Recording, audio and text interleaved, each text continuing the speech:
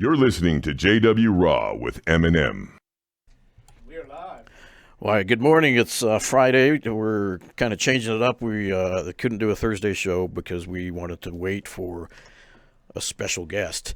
In studio, we have Mr. Joey Diaz. Welcome to the show, sir. How are you, sir? Thank you guys for having me. We see you so much all over the place, and you happen to be in town for a comedy show that you're doing. Yeah, a couple shows here in town in Albuquerque. So I knew once I got the gig, I go, I'm going to have to stop over there because for years I've been threatening to come over here. And I would always tell Coach that I'm going to come down this and then me and Ari planned the trip. Really? And something happened. Ari got a gig or a TV show. Something happened. Like me and Ari, we just want to come down here and hang out for 3 or 4 days. Which Ari are we talking about? Shafir. Oh, okay. He's a big Greg Jackson fan, yeah, too. So that's my story. I became a Greg Jackson fan through Carlos Conduit. Oh, yeah. I love Carlos. If I was ever to start a criminal enterprise, Carlos would be my first guy because he is a killer. When you have a name, natural born killer, you know. Yeah, he is a killer. So, exactly. I became a fan of him and his coaching. But what I like the most about these guys is how they prepare their fighters, the strategy. You know, we were talking in the car a little bit about stand-up comedy and how much I've learned from MMA. And it relates because it's all an art. Yeah. You know, if you teach me an arm bar, I might do it a little different because I'm 55 and I'm fat, but it's still an arm bar. Exactly. It's my expression of an arm bar. So it's an art. You know, everybody has. So that's how I became fans of you guys through just how prepared your fighters would be. Well, be careful what you wish for because. We set you up for a private with Greg Jackson. No, I love it. After the show. So I love it. We're going to let you relax a little bit now, have some fun, but then about an hour or 15 minutes or so, you're going to be rolling with Greg. Yeah, I'm ready to go. He was excited to come down and give you a little private. Yeah. No, I went back to Weight Watchers December 9th. Yeah. And I was going to jiu-jitsu for a long time, but I was realizing that I was just not doing it right. Like, I just, You're not doing jiu-jitsu right or Weight Watchers? What I was doing was I was working out like an animal, but I was also eating like an animal. So I finally said, you know what? I'm going to switch up my training a little bit. So I went back to Muay Thai. There's a class at 9 o'clock by my house. My schedule changed. So I went back to it's Muay Thai conditioning, and it's just a bunch of guys jumping and kicking. And I do whatever I can, And I've been going there since December, and I fell in love with it. Well, that's exercise. Just moving, right? Call it whatever you want. Muay Thai, Pilates, but as long as you're karate, moving. As long as you're moving, Pilates. When I came from Cuba, I was a karate guy. Really? So when I was 49, I was sick and tired of getting kicked. And one day I said, you know what? Eddie Bravo's a dear friend. Rogan's a dear friend. They're always talking about jiu-jitsu. I didn't say nothing to none of them. You just signed up. Went to a little dojo by my house. And I did like 3 hip escapes and almost had a heart attack the first time. And I said, I'll never walk back in there. And I ended up going, what happens if this happens to me in real life? Yeah. So I stuck it out with the jiu-jitsu. I'm no good at it. I trained with a local guy, Alberto Crane. He started here with in this area. I think he's from Albuquerque originally or something. I met him in Santa Fe when we were doing the longest yard. Oh, wow. So in 2005, 2004, because we had Bob Sapp with us and Ivan Saliveri, and so we have a huge Hollywood community here. We make a lot of movies here. You probably didn't know that. No, I know that. Yeah. I know that. LA. Are you still getting the tax break? Oh yeah. Because they built the studio down here. Oh yeah, we got a huge studios south part and stuff. Town. Yeah, it's actually right behind the airport. When you land, you can't miss the thing. It's huge. But the Hollywood game is just on point here in Albuquerque. It's awesome. Every other movie anymore is being made here just because of those tax breaks. So it's That's nice. Great. I didn't know that. Still, we got a celebrity in town every week for something. It's cool. Yeah, that's really fun. It's a great town. I've been coming here since probably the 80s. To the New Not Mexico? even to do comedy. No, I was going to college in Boulder, and I worked for Hertz as a trainee. So I would have to I made okay money during the week, but on the weekends is where I made my money because I would drive the cars down. So Boulder had a car that belonged to Las Cruces or Albuquerque or Santa Fe. I would make the exchange. I would go there, Phoenix, anywhere like 12 hours of driving and in. That's awesome. I took all those gigs. So I would come down here and try the green chili Really? So you've tried all Oh the food? yeah, The absolutely. sopapillas, Yeah, the whole thing. That's awesome. What do you think? I love green. There's a couple different styles of Mexican food, but Yeah. since I'm a Colorado guy all those years, I like this Southwestern. Yeah, there's New Tex-Mex. There's New Mexican food, and then there's Mexican food. And then there's Mexican it's food. two different things. And you have Tex-Mex. and Tex-Mex. And then you have and different California Mexican. California versions. So, but I like anything with green chili. You can put it on anything. You can put it on your cereal. You can put it on your Rice Krispies. You can put it on oatmeal. People do put it on And everything. people On put their it pizza, on on their eggs. everything. People put it on everything. I argue. Donut?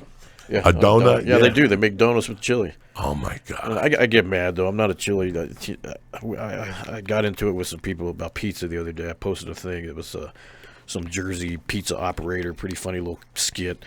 This guy comes in asking for a vegan, gluten-free crust pizza, and Nunzio, the New Yorker guy, he's like, I don't know what the fuck kind of bullshit you're asking for. I'm not going to tell you that shit. Exactly. It's weird because I'm originally from there. And it pisses me off when I see pineapple on pizza. It's a way of life, but what can I do? That's not necessary. I'm really traditional when it comes to all that shit. Yeah, so just it give me some it cheese just and drives me pepperoni, fucking some crazy. garlic, Yeah. All that stuff drives me crazy.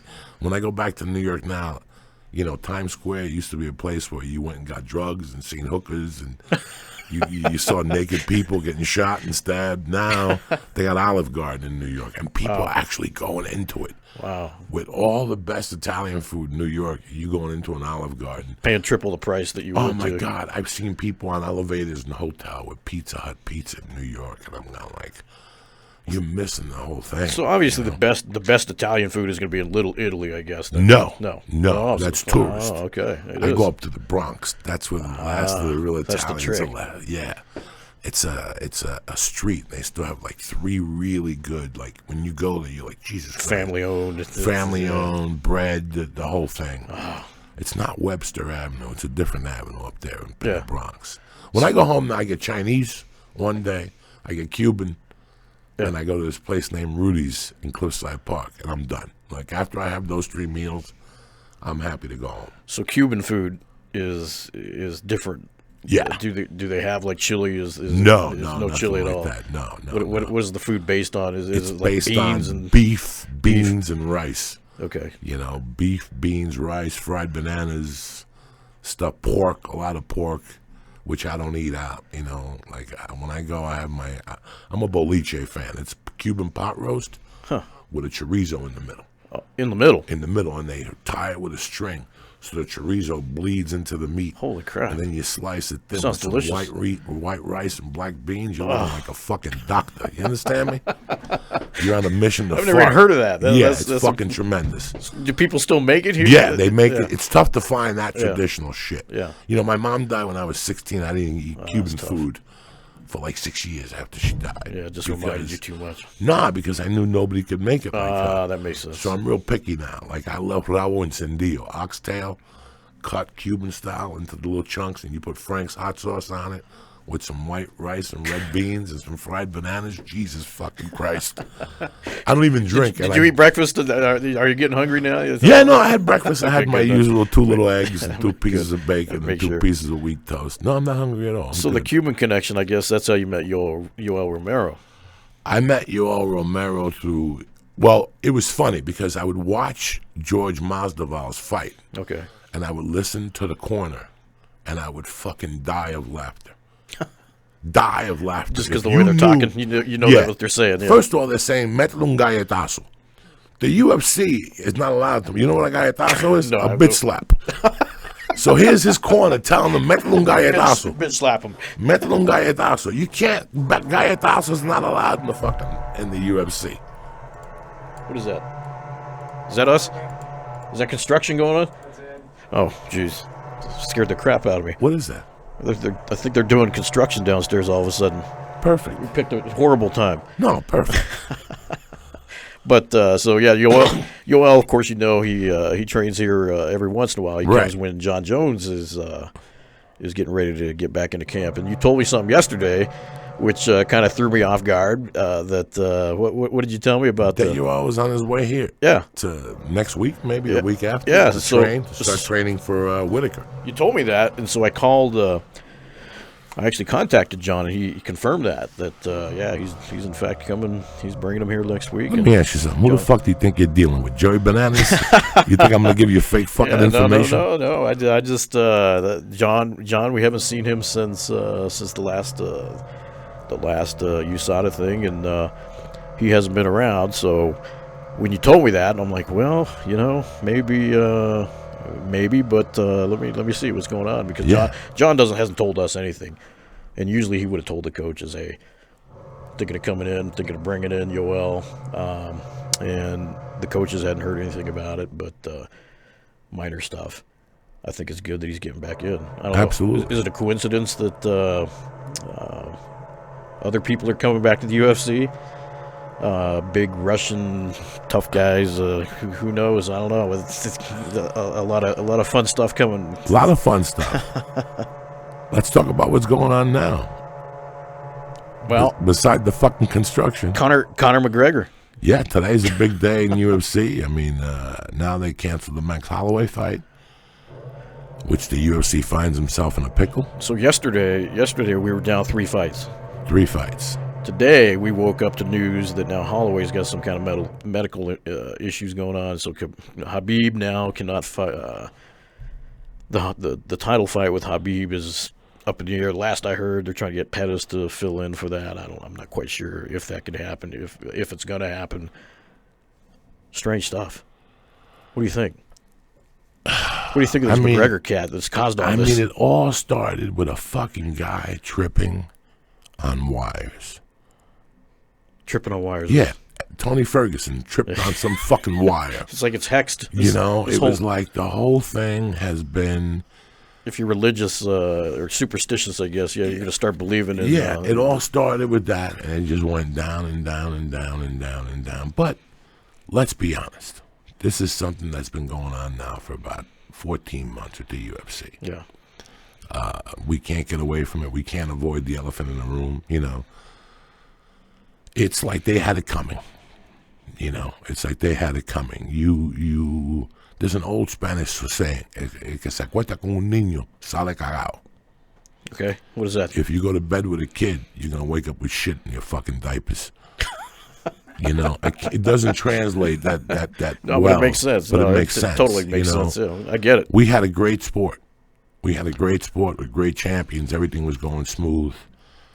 And listen, in the 80s and 90s, we had Bo Jackson, who played 2 sports. Of course. And it lasted for a while. And then we had Deion Sanders, who did the same thing. And it was a novelty, and it was great. But then it went back to normal. Even Jordan tried it. Right. Eventually, somebody said, the end of this is over. I'm paying you too much money to be fucking rattled, The UFC started as something beautiful. At first, I didn't watch it. When I turned on the UFC one day and saw Tank Abbott fight another guy that looked like a bar fight, I turned it off. I'm a disciple of Bruce Lee. When I came from Cuba, it was 1966. I saw Bruce Lee change this whole fucking country. I got hit in the head with a flashlight, with a thermos. And in Central Park, I played hooky in the 1st grade, and I got hit in the head with a thermos. And the next day, I was in karate. What was that about? It's just playing hooky and just some random kid. Just fucking kids wanted to take my fucking lunchbox, and I refused to give it to them. So 3 of them jumped me, and they hit me in the head. And the thermos, remember the thermoses were made of glass inside. Yeah.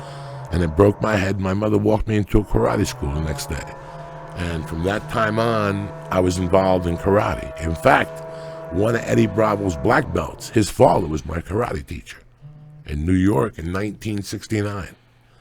And I stayed with it till I was 14, 15, So I was always a fan of martial arts. I just got into drugs and I went down the wrong street. Yeah, you've been doing this stuff for a long time then. Yeah, and then right about the time I got into comedy, I was living in Boulder, and I got back into Tang Soo Do, which is like a martial art and stuff, and I did that for a couple of years, and then once I got into comedy full time, I just let myself go, and I stopped working. I got up to 418 pounds between the drugs and the sleep apnea and all that. But I changed everything, I got everything changed up and whatnot. But in that process, one day I'm watching TV and I switch and I see the fight between Forrest and the fight that started it all, the Ultimate Fighter. Yeah. And I thought that was great. And I'm like, all right, maybe I'll watch it. And then one night I turn it on, it's Anderson Silva's debut, and I fell in love with him. I was like, this is fucking tremendous. You fell in love. MMA was now, the rules were different. Everything I'm was all in. Yeah, I'm all in. course. And I became a fan of the sport. And I still remember going to Jersey to watch John fight for the championship and, you know, all these great things. It was just a great thing. And then somewhere it just took a left turn. It just took a left fucking turn, you know, and it's like, I don't know if it was the Holly thing. I don't know what happened. And then Conor came along, great athlete, great right hand, you know, the great left hand, all the skills of a champion, championship trash talker. And I started seeing little things that I'd never seen before, you know. Super fights. Well, not even super fights. I started seeing a guy that was staying in his own hotel instead of in the hotel with the fighters. I started seeing a guy that was getting a little bit of special treatment that I had never seen before. And if you didn't see this at home, then, you know, and I'll say it to today, the fight with him and Dennis Seaver should have never happened. That should have never happened. That should have been somebody else there. That would have changed everything. Yeah. He couldn't, you know, could have changed whatever. everything. Yeah. Could have changed everything. The direction. And we just, you know, next thing you know, he's boxing somebody. And it's for a bunch of money, you know. And if you look at any organization, whether legal or non-legal, it always starts going down the drain when you let the greed start setting in. The fighter cuts, you know, getting on a plane and seeing the guys that actually fought the fight the night before with black eyes and missing teeth, sitting in coach and seeing Ariani and another ring girl in first class with sunglasses on. I'm not saying nothing bad about them. Yeah, you just told me that. That's I'm funny. just saying that somewhere it's broken. Yeah. And you watch The Godfather? Of course. The best line in The Godfather is when Clemenza tells Michael they should have stopped Hitler in Munich. There you go. Okay? Yeah. That means you should stop people in the beginning. In the beginning, on their home turf, yeah. You got to stop people in the beginning. In the beginning, when you see a little, that's it. You know, once you start giving somebody special treatment, how do the other fighters feel? How does Frankie Edgar feel? How does Cub Swanson feel? That he's got, you know, Cubs hurt. Yeah, believe me, we all these things have come to a boil now, and I'm a fan of the UFC, but every fan is heartbroken this weekend. You know, it's funny. It's funny you bring up Cub because I'm gonna talk about that a little bit because we had him on the show just before his last fight, and he talked about that how he's been so loyal to the UFC for so long, and he even bought a gym. He bought a UFC gym out in California, and it shows his loyalty. And he just can't seem to get that title fight because they're always giving it to somebody else that is supposedly more worthy, more title worthy. Nobody understands this. Everything is just on weird tangents with how that stuff works now. Nobody understands why does this guy get the title fight, you know, when this guy was #1 contender. It's very strange the way the UFC's gone. I mean, that's what we're talking about. It's just very strange. You know, I didn't mind Conor fighting Mayweather. I didn't want to see it because I knew it was going to open up a different can of worms. Did you watch it? I watched it like 2 days later. Yeah. And the funny thing was that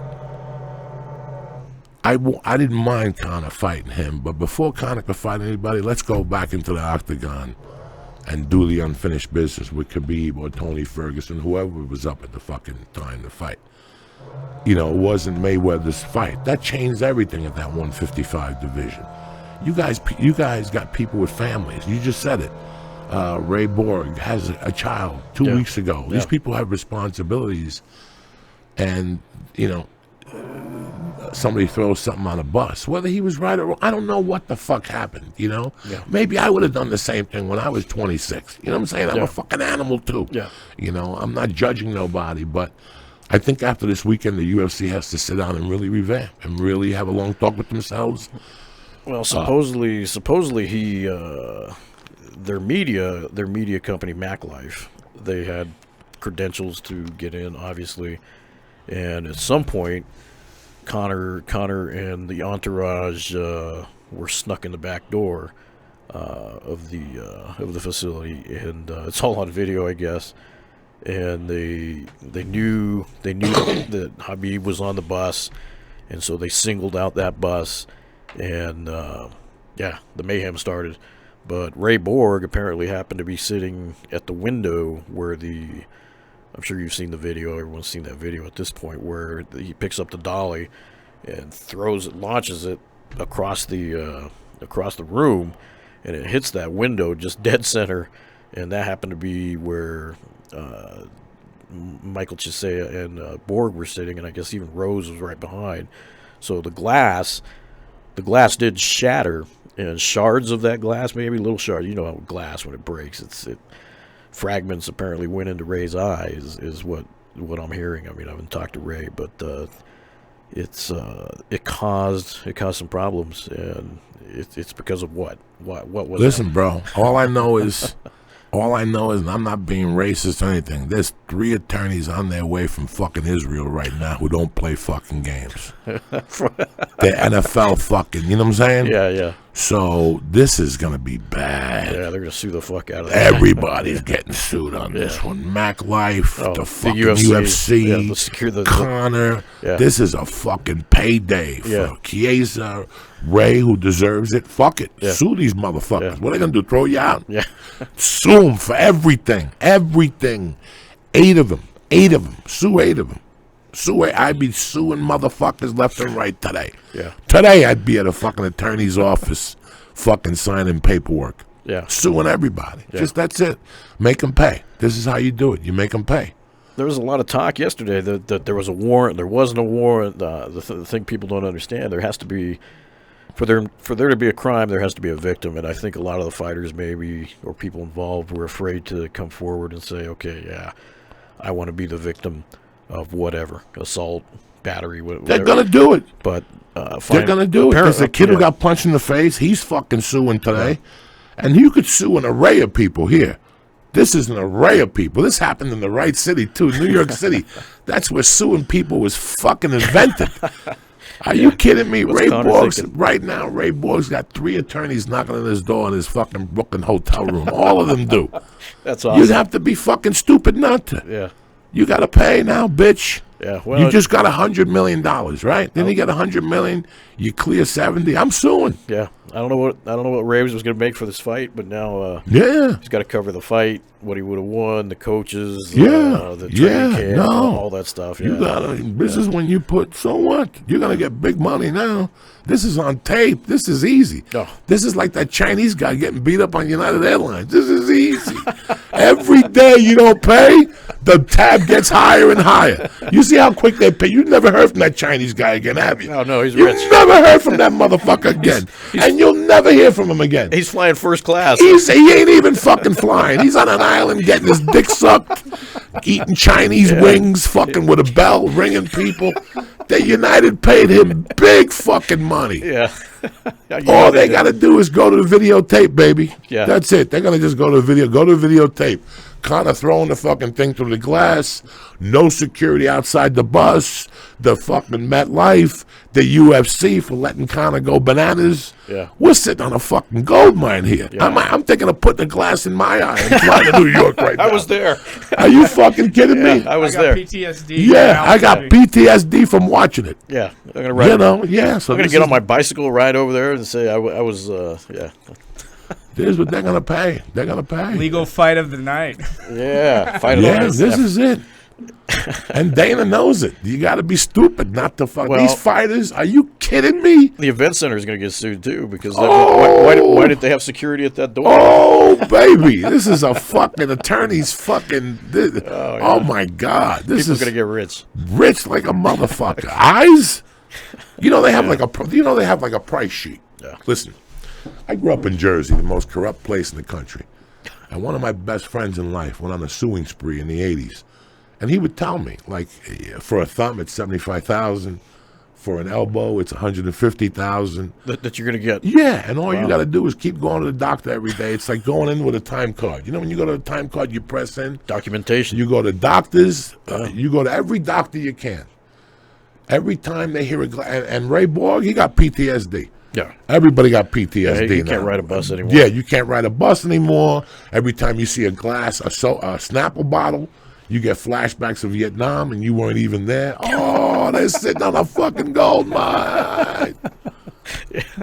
Yeah, this is going to be fun. This is going to be real fun. Stay tuned.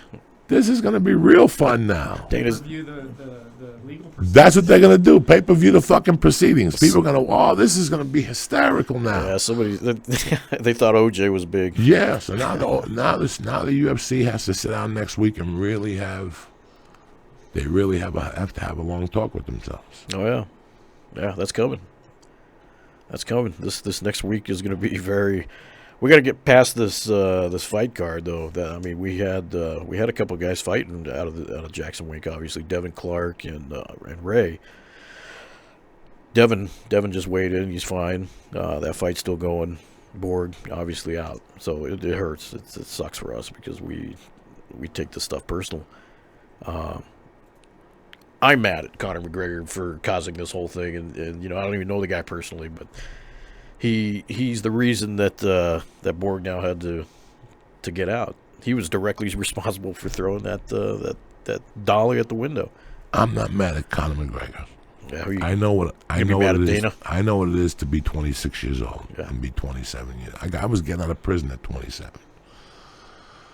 I know exactly what it is to make dumb mistakes, but I'm not mad at Conor at all for Who this. you got to be mad at? I'm mad at whoever created this and let this evolve into this. Who created the monster? And it could have been a number of people. Yeah, I'm not exactly. pointing my fingers at anybody. Yeah. It's kind of tough, yeah.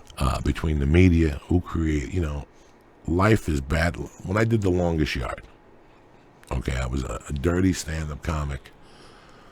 I didn't think I had a chance ever. I thought that if I would ever be an extra, I would be fortunate. And I got The Longest Yard. And while I was shooting this movie, I got so much smoke blown into my asshole that I started to believe it. And anybody does. They start kissing your ass, just telling you what do you When mean? this movie comes out, that you're going to be a superstar, you're going to be this. There was so much smoke blown up my ass. And I remember 3 months after that, the disappointment in my heart like that I had. And for the year after that. And Why were you disappointed? I was disappointed because I bought into it. I really bought into it. And I know better. It's still a good movie. People still remember it. It didn't matter. It wasn't about the movie. It was what I saw and how it was done. How it was mentally manipulated. Behind the scenes. Behind the scenes. How it was mentally manipulated. When you go to a set of a TV show, okay, he'll do this line, but the director won't like it. So he'll say that funny line for 10 times. Yeah, well, it's not funny anymore. They've already instructed the people to laugh, to keep his confidence up. You're not doing that motherfucker no favors. I'm a stand-up comic. There's no director. There's no producer. There's no cut. There's no retake. What comes out of my mouth comes out of my fucking mouth. Do you follow what I'm saying? I get it. Yeah, it's a tough job. So I bought into the smoke. It was the tail end of my addiction. I had been doing blow for fucking 30 years and drinking and Quaaludes and all that shit. And I found myself doing heroin because of the disappointment. And once I caught myself together again in 2007, I got clean. I remembered that before I was a comedian or anything, I'm a man, and you have to treat me like a man, I treat you like a man. I think the first thing I did when I got sober was go after a producer at a fucking funeral, at a wake, a Latino producer, because I was just furious that I had let myself be put in that position. Thank God I never sold my soul. Yeah. Do you know what I'm saying? I didn't sell my soul because of my roots, but I got taken in my mind. So I know what it feels like to have smoke blown up your ass. I understand what happened to Rhonda. I understand what happened to Roger Huerta. I understand what happened to a lot of people, especially when you're that young. I was 40 and I got smoke blown up my ass. Can you imagine being 26? Yeah, it's got to be tough. Yeah. And then if you don't surround yourself with the right people, who are the right people? When you're at that point in your life, you want yes people around you. Yeah, you've lost. Anything you do is fucking genius. You've already lost your mom at this point, so you kind of lost that family. Yeah, I lost belief. I lost that central belief, and I went crazy for 30 years. No excuse for the actions that I did. So the drugs, the amount of drugs, was it depression, or was it just a way to get through through life? Listen, man, drugs was it were peer just, pressure? I came up in 1979. That shit I'm talking about, when I was watching Narcos this morning. Yeah. Like right now, the big issue is medical marijuana. I've seen this grow from one bodega to 20 bodegas that sell marijuana in my neighborhood. I saw the same with cocaine. I saw rich people doing cocaine. Was a drug that we got taken by it because of the star status. Yeah. It made you feel richer. Yeah. When cocaine first came out in the 80s and you go to a bar, if somebody sniffed, everybody would look at them, like, oh my God, they're special. How does it feel to do coke? They must be a celebrity. We bought the fucking dream, and that's all that happened. So that's how you got caught up in it. That's what happened. No, well, I'm talking more about later on in life, when I was 40 and I shot that movie, and I really believed that all the things they told me, that my phone was going to ring, and the phone never rang. And it took me a year to get my life together, and then I quit doing drugs, and then I almost quit comedy. I didn't quit comedy. I just wanted to do it as a hobby, and the podcast world started. Yeah. And I always knew that there's a lot of funny comics. There's a lot of great fucking fighters. But what makes you love a fighter more is when you know their backstory. What was the guy, the big black guy years ago that came out of Omaha, Nebraska, that knocked out 4 people quick? He came out, he was built like a fucking... Boxing or MMA? MMA. He fought in the UFC, but then he was exposed. Somebody took him down, and that was the end of him. He was a big, black, fucking scary guy. I got to meet him, great guy. But what made me fall in love with him... Are you talking about Nagano, the recent one? No, this has to be about 8 years ago. Okay. But what made me fall in love with this guy was that when I saw his embedded, or his countdown, he had 4 kids that he was raising by himself. Wow. So what you saw was a big, black, scary guy. But the truth of the matter was, this guy got up at 5, and he trained, and then he took his kids, he cooked breakfast for his kids, then he went to work at UPS, and then he would pick up his kids, cook dinner, put them down, and then he would go to the gym at 9 and train for UFC fights. If that doesn't... no sleep. No sleep. Yeah. If that doesn't make you respect somebody a lot more, it made me respect them. That's why I love those. So I knew the same thing about comedy. I knew that if people heard my story, I'd take off, because I got real fucking stories. I got life stories. I got fucking... This didn't happen to other people. I've sat there and told stories sometimes, and like, I'm trying to write a book now. When you think of a story that happened to you and you write it down and you read it, it's 2 different fucking things. It hits you a little harder. Do you know what I'm saying? Yeah, it makes sense. The guy I got in trouble with to go to prison, I apologized to. I kidnapped him over a drug thing. And, it was funny and shit at the time. But I apologized to him. He's called into the podcast. I have a relationship with him now. Oh, wow. It was important for me to take care of all those things. But going back to what happened to me in 2005 and 6, after I went through that, now I see it when people are going through it. I see it. It's too much for people to handle at some times, So the Conor thing, I'm not mad at Conor. This could have happened to you. This could have happened to me. This could have happened to you. This could have happened to anybody. It was whoever blew that smoke up his ass that got him fucking that crazy. Well, something happened to me. There were consequences. So I get it. There has to be punishment if you screw up, if you get out of line. The punishment, I don't know what can you do to the guy that took the UFC to the next level, though. How do you punish him exactly? What do you do? What is Dana going to do with the guy? What can you do is wait for the sanctions to come down from whatever's going to happen, whatever happened. See if the commission, the and then keep his involved. ass to the fire. Yeah. That's it. You want to get in good standing? Let's go. Let's do Khabib and whatever. I don't want to hear not one more fucking story out of you. You're not fighting Floyd Mayweather in no fucking MMA fight. You're not doing none of that shit. Khabib and Conor in Russia. Khabib and Conor in Russia. That's your fucking punishment. Yeah. That's your punishment. Either take that or go fight at fucking Bellator. And you have to stick to your thing. You have to stick to it. But a lot of people can't. You know why? Money. The greed. Yeah. So Money changes everything. Yeah. I hope we all learn a lesson from this, especially the UFC and Dana and Conor. Conor needs this in his life. Getting arrested and going in front of a judge. And yeah, it's his mugshot's probably all over TMZ right now. He's getting bailed out and the whole thing, and he's giggling about it. But it's not. No, it's not funny. They just destroyed a fucking event. Does this happen in the NFL? No. Does this happen in professional baseball? Of course not.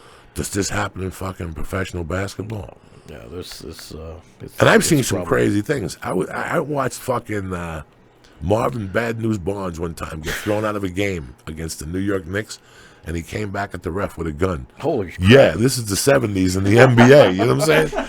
Marvin Bad News Barnes came back with a fucking gun. Yeah, when your name's Bad News, you got a reputation to live up to. He always got caught going on planes with guns. Holy it was shit. fucking hysterical. Yeah. So. He makes Latrell Sprewell look junior Yeah, varsity. yeah, no. I grew up at a time when people weren't fucking around. So. Yeah. But I just think that they just need to have a big time meeting next week and decide what direction they really start want to take handing out this. some punishments and figure out What's going where to go on. from here. Yeah. And definitely keep it from happening again. So let me ask you. I mean, you've been doing the stand up thing now for quite a while. If would you rather be doing stand up or back to the movies? I mean, what's your preference? I'm gonna be as honest as I can with you. I like doing movies. The money's got to be doing in movies TV. too. The money's in everything, no matter what you do. But it's not what it used to be, And I had to always fight for every fucking dime I got, So it wasn't about that. This is what it's about now. I'm 55. I've been in that life for 20 years. I've been doing comedy for 27 years. Okay, and I paid my fucking dues. I rode Greyhound buses. I did everything. I slept in couches. I lost a daughter over this, because the sacrifices that you have to make. I became a stand-up comic to be free. I enjoy my podcast. I have a little studio. I pay $600 bucks a month for it. It's 3 blocks from my house. I go over there, I smoke pot, and I say whatever the fuck I want to say. And I make a little money doing it, and I pay my lead money to do it. I pay him good money, and we both go home at the end of the day. I really enjoy that. If you're on a TV show today, you can't say shit. Yeah, it's true. I can't say shit. You're muzzled. Yeah. If I'm in a movie, I got to take fucking rules and honor and shit from people. I like doing movies, but I'm above all that. The director with the tattoo and the cute hat on with the sunglasses thinking it's something. I'm above all that. Yeah, I'm above all that shit anymore. I can't do it no more. Yeah. I like I'm shooting a TV show Monday. I'm shooting Greg Garcia's show. Oh, nice. For CBS, the guest book. I'm doing 2 episodes. I'm recurring right now. This is back in LA. Yeah. As soon as you get back to town, I go back tomorrow morning. Tomorrow night I hang out with my family. Sunday I do the podcast and I do some comedy. And Monday I shoot a fucking TV show. Jeez. You're just busy. like that. Yeah, just like that. And then I got another TV show I'm shooting called I'm Dying Up Here, which is a recurring role. They gave me like 4 episodes for the season. And I play a gangster. I was going to say, what are you playing? So I go in there. You got to be typecast for something. Yeah, I go in there. I fucking, I do my thing and I go home. I don't look at it as it's a job for me. But I don't want to be involved with. Listen, I could lie to you and tell you some bullshit. I suffer from social anxiety. I just hate a lot of motherfuckers. You know what I'm saying? I just don't like being around a lot of motherfuckers. You're about as honest as they come. And I don't like being around LA motherfuckers. I've been around more decent criminals. When I hung around criminals, they were better type people than the people I run around with now sometimes. Yeah. Wow. Like that. At least I know where I stand. You come into my room with a gun around your waist. If I fuck up, I die. Yeah. With these people in my business, I don't know where I stand. So the loyalty's gone. Was a lot bigger. With the other. With the other thing, there's an honor amongst thieves. Yeah. They don't have it. I pretty much manage my own career. I pretty much am Joe and the captain of my own body. I don't give a fuck what they tell me or what they sell me. My family's more important to me, you know. This gig is just Thursday and Friday. I didn't have nothing going on. I got to come down here and see you and do the podcast and eat some green chili and pick up a little money. But I enjoy my life. I enjoy the freedoms of my life. If I'm on a TV show, I can't say that Rose McGowan got PTSD from Dick. I get thrown off the TV show, which she did. The poor woman's got PTSD from Dick. Wow. She walks around going, I saw one. Right behind the wall. There's a dick there. You know, It's stalking me. she just didn't go to, she missed court 8 days ago for cocaine possession, which she says that Harvey Weinstein put in her purse. Oh, shit. You know what I'm saying? Like, it's Planted just, it. Everything's- you got PTSD from cock. Everything at this point is Harvey Weinstein's Yeah, fault. everybody, you know, so I live in a society where nobody fucking accept responsibility. Responsibility. There you go. They try to fucking whore you out as much as you can. They know they can't even talk to me about dumb shit. They know I just hang up the phone. Because at the end of the Don't day. get me started. Yeah, I got the podcast. Yeah. And you can't take that away from me. Well- and you can't take the 27 years of stand-up I got away from me. So if they don't want to book me, I don't give a fuck. I'll call Greg and I'll go, Greg, I want to charge $10 at the door and do a show at the gym. I'll find a place to make a living. Yeah. You understand me? So right now I'm over all that. If you want to put me in your movie or your TV show, I'm excited. But the first time I don't like what, I'm done. As soon as the game start, yeah. Yeah, like it's. I'm friends with a guy named Masi Furlan. He's an actor. He's a really good Italian actor. And we became friends because in 2008 or 9, just after I got clean off the drugs, and I found myself again, I did a commercial shoot for Arby's. Not Arby's, Hardee's, which is Carl's Jr. So it's really Hardee's, two commercials at once. And I'll never forget that. I got there. It was a night shoot in Long Beach. And when I got there, the director was one of these guys that was an acclaimed commercial director, and he spoke with an accent. His name's all over the And place. he had a hat, and he had the sunglasses at night, and the tattoo with the sleeve rolled up with the cigarettes to let everybody see his tattoo, and he had the little fucking assistant with the fucking coffee bean coffee. And he's talking to people like he's fucking, you thought he was fucking Cyborg. The arrogantness that this motherfucker had. Arrogant motherfucker. Cyborg. No. He was talking like Cyborg, like he was as Oh, tough oh. as Cyborg. Oh. You thought this motherfucker was a fucking John Jones. You're giving me PTSD. Yeah, you thought this motherfucker was John Jones. This motherfucker was just a little wormy fucking dude that somebody blew smoke up his ass, and he got confused. So it's a mafia commercial for Arby's. We roll up on a guy. We're supposed to shoot him, but he already ate a chicken parmesan sandwich, and it spilled on his shirt. So there's blood on his shirt. So we walk away. So we got to pull out of an SUV. Now I get there, and this director's already. I could already feel the hairs on my spine standing up, because this motherfucker already bothers me. I see how he's talking to people. Talking down. Yeah, talking down very arrogantly. Pop, pop, pop, pop, pop, pop. Now I need a job. You know, I always need a job. But I'm also from the school. I was looking for a job when I found this one, bitch. So, You know, it's funny because I've seen many movies made here in Albuquerque now, and a lot of the directors are just like you described. They're real,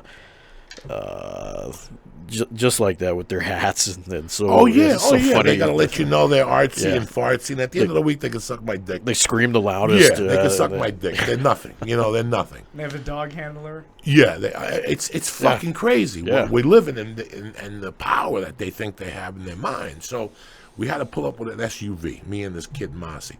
And because they put lights in the SUV, they disconnected the fucking brakes, guys. We're on the Long Beach Pier at shit. 1 a.m. shooting this commercial, and every time I put the car in to stop to get out, the car keeps rolling, and this guy keeps going cut with his fucking international voice, with his megaphone. and he's like, "What don't you fucking guys know how to stop a car?" Oh, So yeah. I took the first two. So the first time he goes, "Do you guys not know how to drive a car?" And I go, "I put the brakes on, but it kept rolling." They checked it incorrectly. The second time, the car rolled again. Okay, and he fucking went off. So it wasn't stopping when he wanted to stop. Right. So he thought you were fucking around. It wasn't my fault. Yeah, We got okay, out of the car and the car kept rolling. I get it, yeah. Because they disconnected the brake, the emergency brake. Yeah. So after the second one, he goes, "Are you guys this fucking stupid?" And I went off. I said, "Excuse me, you little fucking cocksucker. What did you say?" I go, "I told you before the brakes didn't work. Your own fucking staff told you, and this is how you're acting, you arrogant fuck." And I thought the guy was going to step up to me. He said a couple words. He says, "You're fucking fired," and he ran in his trailer. and I kept knocking on his door, going, "Come out, you fuck! Come out, you motherfucker!" You know, like talk to me like a man. Security. No, he didn't. Yeah, he was calling security, but half the staff was tapping me on the back, going, "That's great that you stepped up for this guy," because they didn't have the balls. Yeah, no one else is going to do They it. would never do it. I didn't give a fuck. You just said what everyone else was didn't thinking. give a fuck. Yeah. I'm a stand up. This guy can't. What's he gonna call comedy clubs and say not to hire me? Fuck him. I sat by that door Waiting. and talked to him through that door, and people were like, "Please go away." And I'm like, "I'm not gonna go away till he comes out and Response. acts like a man." Yeah. You're a man.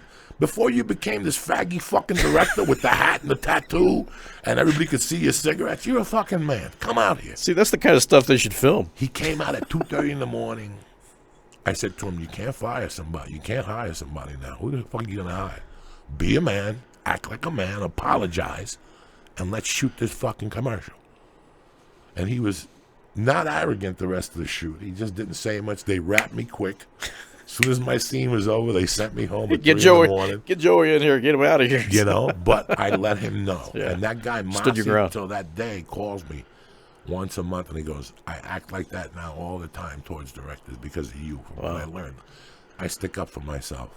And I had never been treated like that before. I wouldn't, I had been treated arrogantly, but between the cocaine and the addiction, I let it slide because I didn't want them to mess up my little secret. You know what I'm saying? Once I got off the drugs, I didn't give a fuck anymore. I'm gonna stick out, and I do it now. I open my mouth now. You give me a hard time, my agents, I sit them down. I tell them what time it is. But you can get away with it. You're self-employed. I'm self-employed. Yeah. I'm self-employed. And when I got it, my mother had a bar growing up, so I knew I never was going to work days because I liked her lifestyle. She went to Met games. She did what she wanted in the daytime, and then she went in after dinner and she worked till 3. So I always knew, I had an idea what was going to work and what wasn't going to work for me. I never liked douchebag bosses. Like, I always had a problem since day one with people that didn't treat me right, especially in that position where they took advantage. So my life has changed after that thing with now I work with cool directors. I think the word got around because they call you, when you stick up for yourself in Los Angeles, you get called difficult to work with. Isn't that fucking crazy? That makes sense, yeah. When you raise your hand and say, "Hey man, me and you are cool, but don't you ever say that to me again or I'll knock you the fuck out," it becomes a different world. It becomes that you're difficult to work with. Well, it's got to restrict you from getting jobs, though, too. I mean, there's got to be a downside to that, though. There's a little bit of a downside, but people who are human beings and know how to treat people, they don't have a problem. They shouldn't have to worry about You know, it. this guy that's hired me for Monday, he's hired me 10 times. Yeah. He's the executive producer of My Name is Earl. He created My Name is Earl. I mean, this guy's the real fucking deal. Jim Carrey hired me for the other one, for the Nice. I'm Not Whatever the Fuck. That was his show, and I knew they wanted me on. Good. They wanted me on as a tailor first. I go, fuck that. If I go on, I'm going on something significant. Not a tailor. Anything but a tailor. So I always knew that people who knew me would hire me because I come prepared. I come attentive, ready to show up and ready to work. The big key word is preparation. I know my lines inside and out. I could switch them. I could do anything. When I did The Longest Yard, that was the first long movie I ever did throughout the movie. Like everything else, I always had a scene, 2 scenes. Spider-Man 2, I had 1 scene, shit like that. When I got The Longest Yard, that was the first time I had ever been. I did a Rodney movie before he died, that I was in the whole thing. But that was the first time. And I adjusted. If you look at all this, there's some fucking comedy You talking stars. about Rodney Dangerfield? Or Yeah. Oh, wow. He had a movie before he died. The second movie before he died was horrible.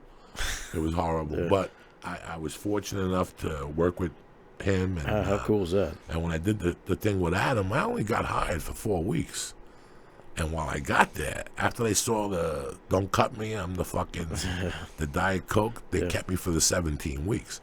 Even though one of the producers till this day doesn't like me. I've always had those types. You're always gonna have conflict with people that you stick up to. Yeah. They don't like it in Hollywood because nobody else I don't does. think they like it anywhere though. If you stand up for yourself, No. Not like in Hollywood. Did you get to get the history of the penitentiary while Yeah. crazy. I read the book that they fucking had the riot there. Oh, And yeah. they cut the heads off, and the They place is haunted. it's ruthless. They cut people's heads off and put them on sticks and shit. The cops. Yeah. It was fucking crazy. Yeah. They showed me the floor where they kept painting. Yeah, But the there was body so that was much burned. But there was so much blood that the blood still comes up. Well, what it was is they burned a guy with a blowtorch, and the outline of his body was there in black. And I remember this because I was an officer for 27 years, and when they gave us a tour of that penitentiary, it was still open, and they gave us a tour of the place, and they said, "Did you see these? You see that black mark there?" And they told us the story with that. The guy was blowtorched there, and that they kept painting over it. And for some reason, it would always It bleed would always through. bleed through, It yeah. bleeds through. This is like the weirdest, fucking like crazy. grease or something. You can't paint over. The producers offered $5,000 if you spent the night in the jail. And nobody did it. A couple Really? guys volunteered, and No, they it's- ran out of there after 2 hours. Yeah, They said they heard people yelling and screaming in the building. I've never been superstitious or anything, but there's something about that place. But the same thing with there's these gouge marks in a stairway where they just stabbed the crap out of some snitch or something, and there's these gouge marks in the concrete. I mean, it went all the way through the guy and into the ground, and they would try to sand it down, and they couldn't sand it down enough. They're still there. It's just there's some weird spirits going on at that place. That was a weird place. I didn't mind it. Like, I didn't mind it. I walked through it. I had to go in there and take pictures a few times. Yeah, of course. Shit. I didn't mind it. I knew. But then when I got home, what's the name of the book? The Butcher's, the Devil's Butcher, or something. Butcher, Is it Devil's Devil's Butcher? Den or something like that. Something like that. The book is great. Yeah. Well, the books are always better than the. Yeah, the books are great. They never did a movie about that Then movie. they have those graphic pictures in there and everything. And Yeah, no, it was pretty fucking bad. my mom was actually working at the medical examiner's office at the time, The Devil's Butcher Shop. There There you go. something like that. and I remember going to her work, and they had all these trailers, semi-trailers out in the parking lot. And I said, "What the heck's going on? Are they shutting the place down or what?" And she says, "No, there was a riot out in Santa Fe, and those are all refrigerated trucks. There's not enough room inside for all the bodies. They got to keep them in the refrigerated semi trucks." So how many deaths were there? Yeah, I can't even. What was it? How many were there? Let me check. Yeah, we're going way back in time now. Is it 80? What was it, 82?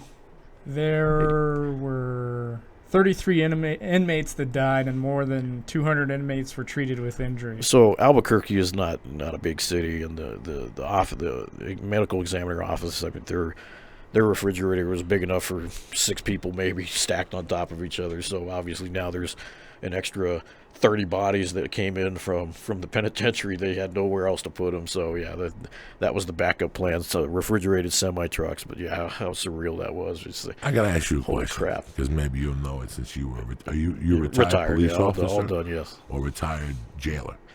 Police Police officer. officer.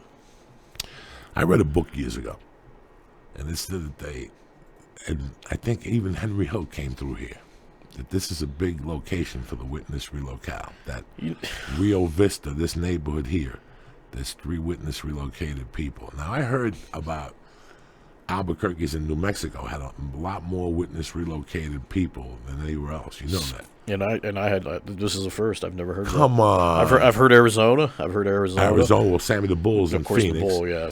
But there's a guy here. Huh. I think it's Big Joe Messino's here from the last Really? Don, the last standing Don, I think, is here. Holy shit. And I heard that the restaurant in town is called Joe's. Huh.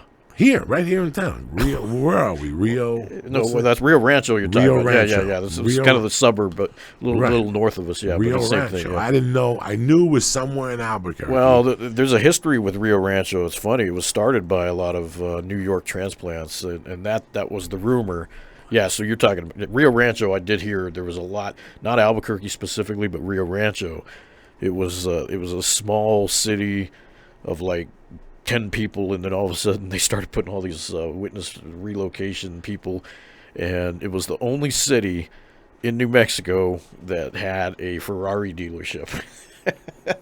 It's like Albuquerque didn't even have a Ferrari dealership, but Rio Rancho had a Ferrari dealership. It's like what the heck's going on at Rio Rancho? Crazy. It was all the cops out there were Italian because they started a new police force out there. It was a very interesting city, and they yeah, it's still there. It got bigger because they built an Intel plant out there, but that's always been the rumor that it was a big location for. Now it makes sense what you're talking about. Yeah, witness relocation. I read it years ago, and then yesterday some kids. So there could be maybe Joe's Pasta House. That's the one. Yeah, that's the one. I think that's still out there. Because he's the one, Joe Messino. Joe Messino was the last guy of the Bananos. He was the last boss. Now I got to get out there. He was a fucking genius at the end because he closed up all the social clubs and shit. That's hilarious. So he lasted, but they caught him with a forensic tax guy, so they nailed him at the end. But he was a cook. Damn taxes. Yeah, those damn taxes. Pulled up his image search. He totally could fit into Rio Rancho with that demographic. There's a lot of retired white guys. Our screen went out on us over here, so and that's the picture from 20 years ago. Yeah, God knows what he looks like. Is he now. still alive? Yeah, probably. He was a big dude. He was 6'5", big dude, big motherfucker. Interesting. Because they came to me years later. They were thinking of making a movie about him. Yeah. And I resemble him a little bit. They were like, "Would you?" But I was too small. They wanted a guy that was big like me, but he had to be like small? 6 Like he's tall. He's okay. tall. Okay. He's tall and big. Like he's big and tall. On TV, you can't tell though. I mean, what are they gonna do? I don't know. They never did the movie. Like I said, I don't fucking know. They will. Some I point, get questions. There's so many documentaries I'm seeing about these guys from the past, and I'm always fascinated by that stuff. Netflix has a whole world dedicated. Yeah. Narcos was such a hit for them. Yeah. That every time I turn Netflix on, I go, Joey, if you like Narcos, you'll like this. Well, I don't want to watch this shit. They have so many fucking things on there about crime and. Well, I literally just saw a thing on the Bull last week. It was talking about how he's living in. They didn't say where he's living, but they got some FBI guys to track him down, and he's in Scottsdale. Is he still there? He's in Scottsdale. Yeah, I don't know. Yeah, he's the government paid for plastic surgery, and he's just like had a whole new face. But then he goes on TV and this is the new me. He just cleaned. He took his tattoos off or something. He cleaned them. Now he looks terrible. Yeah, he's gonna die any day. The steroids, something fucked him up. Yeah, they just shot a picture of him eating somewhere. He don't look good. Jeez. We're trying to get him on a podcast. AJ Benza called me that day. They're trying to get him to do a podcast and maybe talk. He's not going to talk. Yeah, he asked for FBI security when they did that story with him. So yeah, he's obviously still worried. I mean, it's not like those hits just go away in time. They took the pic. Listen, there's nobody left from that thing. What people don't understand about New Yorkers is that they don't leave. Their big vacation resorts are Miami and Atlantic City. Those gangsters never really go out west. Yeah, they might send a hitman. There were supposedly some Chicago cops that were going to go to Arizona and shoot Sammy the Bull. They never did. Yeah. They never shot Henry Hill. I saw Henry Hill all the fucking time. He was the kiss of death. That's that awesome. guy was standing outside the World Trade Center with an umbrella when he got hit. That guy was the kiss of death as soon as you fucking saw him. So he's still hanging out in New York? He's dead. California. What, New York? He was in California. He was coming to the Comedy Store and shit when he was alive. And I, from Studio City, had a couple witness relocated guys. And I didn't recognize him. He called me in for an audition. And I did his movie. His name is Sal Lubatz. He lives in Vegas now. He does all those American Mafia things. And he was telling me once that, he knew Henry Hill from back in the day. So when he found out Henry Hill was in California, he reached out to him. And one day Henry went to his house. This has to be 15 years ago. Wow. And Henry goes, they were having coffee. And Henry goes, what do you do here? And he goes, I'm the superintendent of the building. And Henry goes, so you got all the keys to the apartments? Let's rob them. And he's like, Henry, are you fucking... That's how crazy these guys were. But he did it. They bought... No, they didn't rob it. They bought it into their own fucking world. Yeah. But when I shot that movie for Sal Lubatz, you had to sign a release. And the day I got to the movie set, the dude from Goodfellas, the one that played the FBI agent, that's a real FBI agent in real time, he was there. And so was Henry Hill, drunk as a fucking skunk. Still high, still drunk, acting like a fucking idiot.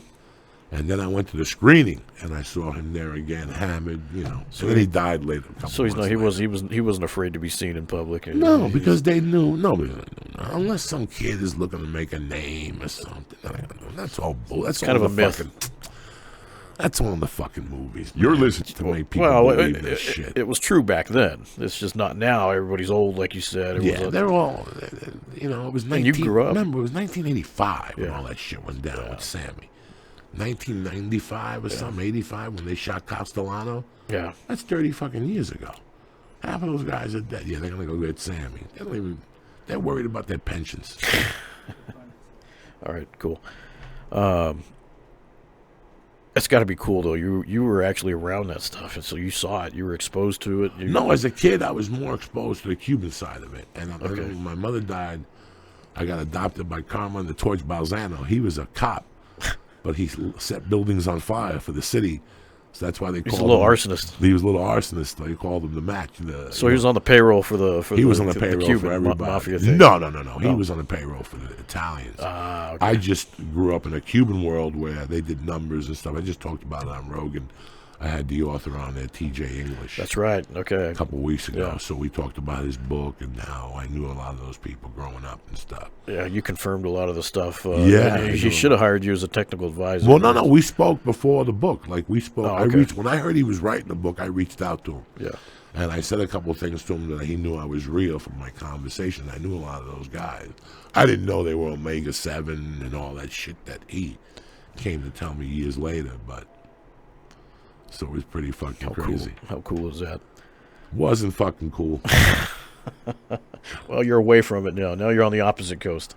Living the I'm dream. in Albuquerque. I got 2 shows tonight. You're right in between. I'm excited. I don't. I go to bed early every night. Tell us about the show tonight. What time does it start?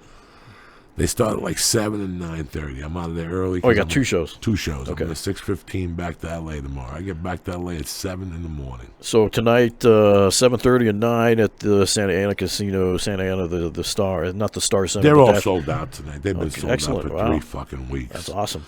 Yeah, because I haven't been down here in like a year and a half. You know, they closed the comedy club. They had a comedy club here that was really good. Yeah, they did Laughs. Laughs. It was here for years. I don't know. It's very depressing they shut that thing and down. And they shut it down. So ever since then, they've been, you need something unless you have the casino. Well, they're all at the casinos. All these comedy things are at the casinos. Yeah, they've taken over the comedy scene. But hey, we're going to wrap it up here in a sec. But I want to give a shout-out to our sponsor, Fireteam Fit.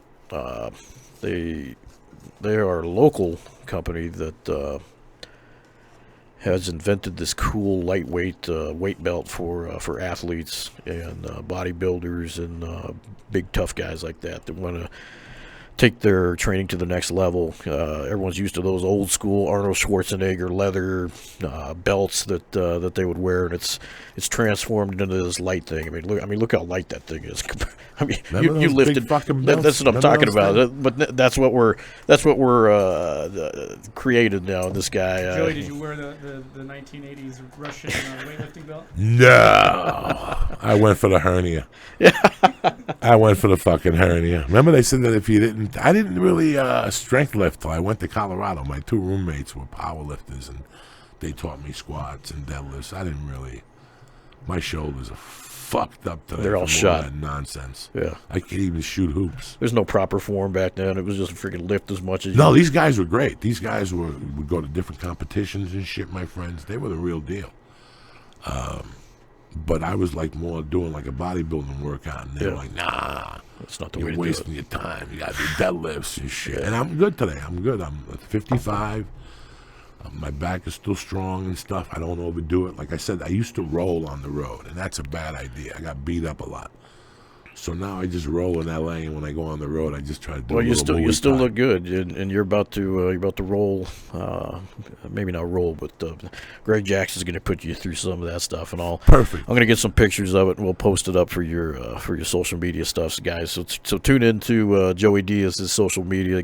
Check out some cool some cool Greg Jackson training, and we'll put it up on our on the Jackson Week site. And Before you go, can I ask you one last question? Absolutely. Were you ever on Cops?